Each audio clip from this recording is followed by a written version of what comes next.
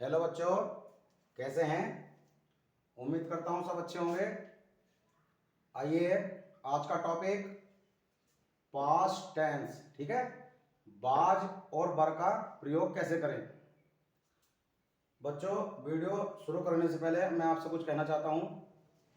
अगर कोई मुझसे गलती से इसमें कोई लिखने में कोई मिस्टेक हो जाए तो उसको इग्नोर कर देना, क्योंकि मैं देहाती हूँ। बेटा, गलती जो है वो किसी से भी हो सकती है, ठीक है। तो उस बात को इग्नोर कर देना। आइए, आज का टॉपिक बहुत बेहतरीन टॉपिक, पास्ट टेंस। और सभी बच्चों से मैं एक ही बात ही कहना चाहूँगा कि इंग्लिश में कुछ ना करें, सबसे पहले टेंस को याद करें, क्योंकि इंग्लिश की जो जड़ है वो टेंसों से ही है, ठीक है।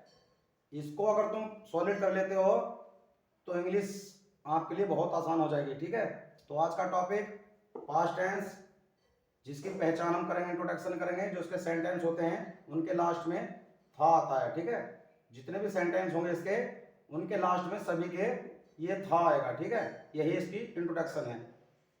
बेटा, इसके जो नियम है, नियम से क्या होता है, नियम से ही हम कंफर्म करते हैं कि हमें जो सहायक क्रिया होती है हमारी हेल्पिंग वर्ब, वो हमें कौन से सब्जेक्ट के साथ में कौन सी सहायक क्रिया लगानी है, ये पता चलता है नियम से, ठीक है। इसकी सहायक क्रिया ओनली दो हैं, एक वाज है और एक वर है, ठीक है। इंग्लिश में हमें जो है टेंस में दो स्टेप को फॉलो करना है।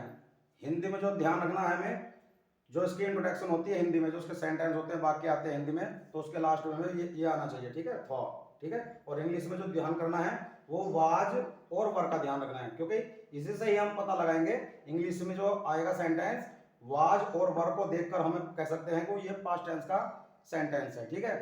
और हिंदी में हमें इसको देखकर पता लगाना है, ठीक है। तो ये इसका वाज वर का यूज करेंगे आज। इसके सेंटेंस जिसे बोलते हैं बेटा पास्ट टेंस, और इसे बोलते हैं भूतकाल।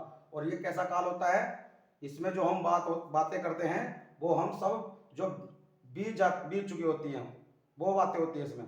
मतलब जो हम कुछ भी काम हो, अगर उसे हम करके छोड़ देते हैं तो वो सब पास्ट टेंस में चला जाता है, ठीक है। आइए, इसके रूल क्या है बेटा, बहुत आसान है। मैं एक एक शब्द बहुत आसानी से समझाऊंगा आपको। जैसे बेटा, आई है, इसको बोलते हैं मैं, ठीक है, मैं की इंग्लिश है। ही है, ये वह की है, लड़के के लिए। ये सी है, ये लड़के के लिए एक नाम आता है, ठीक है। इट का यूज भी, इट भी एक सिंगल में आता है। ये नाम है, नाम में कुछ भी आ सकता है, किसी का भी नाम, सूरज, चांद, सितारे, मेरा भाई चपरासी, ठीक है। और इनके साथ में हमें सहायक क्रिया लगानी है वाज, ठीक है, वाज लगानी है। किनके साथ में बेटा, आई के, ही के, सी के और नाम के साथ में हमें वाज लगाना है। और सब्जेक्ट आएगा हमारा यू, इसको बोलते हैं तुम, ठीक है। और एक सब्जेक्ट आएगा बी, इसको बोलते हैं हम। और ये आएगा दे को बोलते हैं वे, ठीक है। और बहुवचन, बहुवचन क्या होता है बेटा, इसमें जो है 2 3 4 5 ये ऐसे बहुत सारी चीज आती है इसमें। अगर ये सब्जेक्ट आएंगे कौन कौन से, एक यू और बी, दे, बहुवचन, तो हमें सहायक क्रिया लगानी है इनके साथ में, वर लगानी है, ठीक है।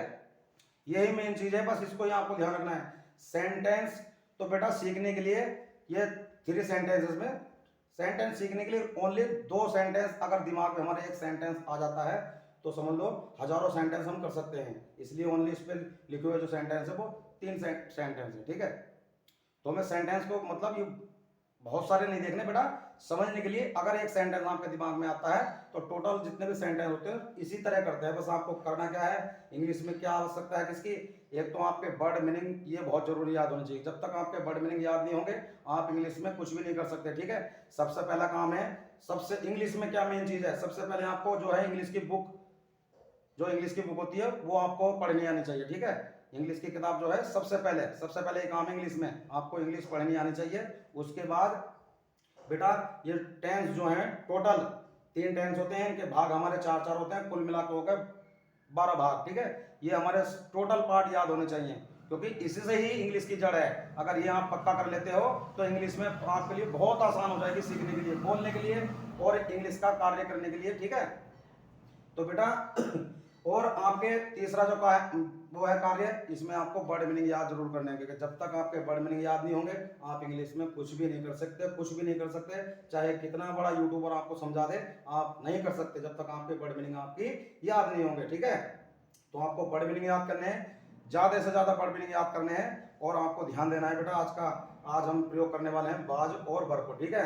बहुत आसान है बेटा। इसको बोल, आज मैं जो एक टेंस है ना उसको 3 भागों में डिवाइड करके समझा रहा हूँ। आज पॉजिटिव, और अगली नेक्स्ट वीडियो होगी नेगेटिव, और इससे अगली नेक्स्ट वीडियो होगी इंट्रोगेटिव, ठीक है। अब जितने भी टेंस हैं उनके वाक्य जो बनाने 3 ही प्रकार से बनाने हैं, चाहे कोई सा भी टेंस हो, ठीक है, कोई सा भी टेंस हो, 3 ही प्रकार से, एक पॉजिटिव अफर्मेटिव, एक नेगेटिव और एक इंट्रोगेटिव। बस एक टेंस को पक्का कर लो, एक टेंस को किसी तरह एक टेंस को पक्का कर लो, टोटल टेंस इसी तरह से होंगे, ठीक है। बस आपको उसमें 2 चीज चेंज होंगी, एक तो हिंदी में पहचान और इंग्लिश में सही क्रिया, जबकि करने का तरीका सब में यही रहेगा, ठीक है। तो आइए इसके सकारात्मक वाक्य देखते हैं, जिसे मैं बोलता हूँ और आसान भाषा में हाँ वाले वाक्य, क्योंकि इसमें कोई क्या नहीं लगा होता, इसमें कोई इसमें नहीं लगा होता, तो इसलिए बोलते हैं इसे हाँ वाले, जिसे बोलते हैं सकारात्मक, और इंग्लिश में बोलते हैं इसको बेटा पॉजिटिव बोल दो या अफर्मेटिव बोल दो। आइए पहला फर्स्ट सेंटेंस देखते हैं इसका। मैं आज तुम्हारे साथ चिड़ियाघर में था। मतलब बेटा मैं आज तुम्हारे साथ चिड़ियाघर में था। तो कितना ही लॉन्ग सेंटेंस हो, आपको उसमें सबसे पहले कुछ नहीं करना, फुल सेंटेंस को मत रीड करो और मत देखो। सबसे पहले 2 चीज निकालो इसमें से। सबसे पहले सब्जेक्ट लिखते हैं, वाक्य चाहे कोई सा भी हो, टेंस किसी का भी हो, ठीक है नहीं। सबसे पहले इसमें सब्जेक्ट क्या बेटा, मैं को बोलते हैं आई लिखेंगे। उसके बाद सेकंड नंबर पर जाता है वो सहायक क्रिया को याद रखना है आपको, ये तो आप आदत डाल ही लो। सबसे पहले सब्जेक्ट, उसके बाद सहायक क्रिया, ठीक है। सबसे पहले मैं की लिखेंगे, उसके बाद सहायक क्रिया आई के साथ हम इसकी सहायक क्रिया था की करते हैं बाज, ठीक है। कहने को बेटा ये समझ लो कि इंग्लिश में जो इंग्लिश के था होते हैं वो बाज और बर होता है, और इंग्लिश का जो था होता है वो सिंगल होता है, ठीक है। ये था समझ लो, इंग्लिश वाले था, वाज और बर को था समझो इंग्लिश वाले, ठीक है। और हेल्पिंग पर भी बोलते हैं इसको।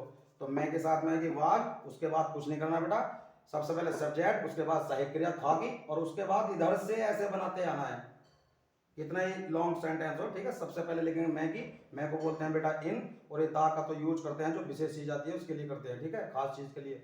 उसके बाद आएगा बेटा चिड़ियाघर, चिड़ियाघर को बोलते हैं जो, और तुम्हारे साथ, ठीक है, साथ की लिखेंगे विद, और तुम्हारे को बोलते हैं बेटा यू, ठीक है। अगर इसको सब्जेक्ट में यूज करेंगे तो सब्जेक्ट का यू, ये सब्जेक्ट होता है, और ऑब्जेक्ट भी यू होता है। उसके बाद आएगी बेटा आज को बोलते हैं टुडे, ठीक है। नेक्स्ट सेंटेंस का यह किसान अब बहुत दयालु था। यह किसान अब बहुत दयालु था। तो सबसे पहले 2 ही चीज निकालो बेटा इसमें। सबसे पहले इसमें सब्जेक्ट देखना है, सब्जेक्ट क्या है इसमें बेटा, यह किसान। बहुत से बच्चे यह लिख देते हैं, ठीक है, लेकिन बेटा ऐसे नहीं है। पहले ये देखना यह के साथ में क्या जुड़ा हुआ है, यह किसान एक साथ जुड़ा है ना, तो सब्जेक्ट जो होता है वो किसी ना किसी कार्य को करता रहता है, ठीक है।